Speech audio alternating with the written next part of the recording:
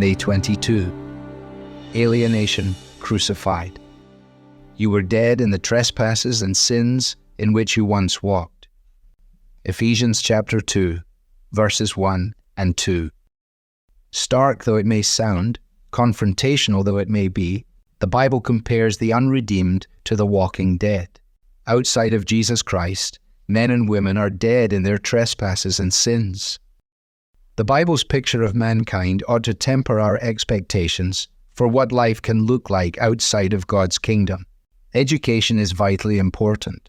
Legislation is clearly necessary, but neither one nor both of them together is able to deal with the basic issues of the human heart.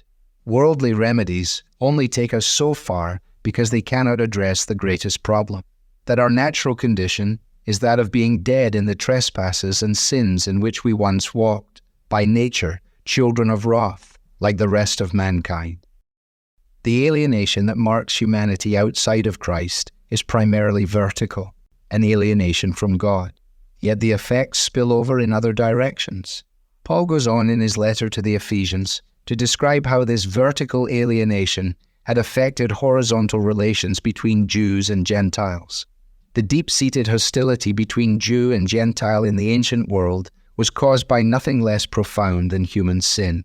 Both were separated from God, as represented by the curtain that hung in the temple, and both were separated from one another by the metaphorical wall that existed between them. The truth is that such hostilities are bound to continue apart from Christ.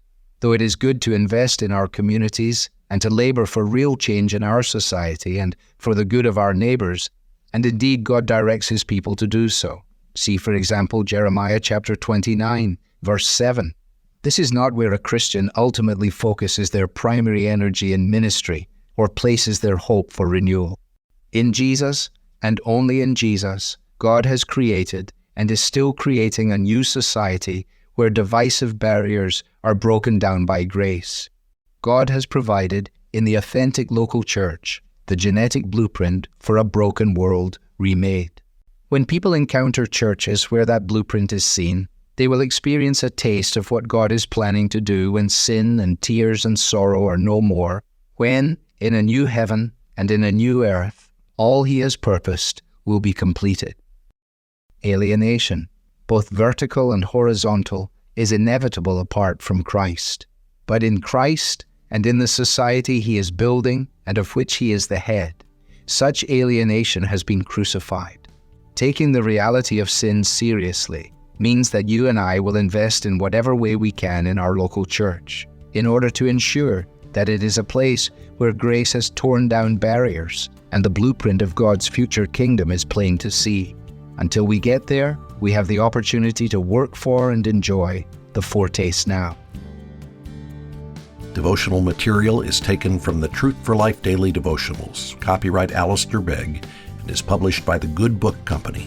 This reading was digitally created by Truth for Life and is used with permission. For more clear, relevant Bible teaching, visit truthforlife.org.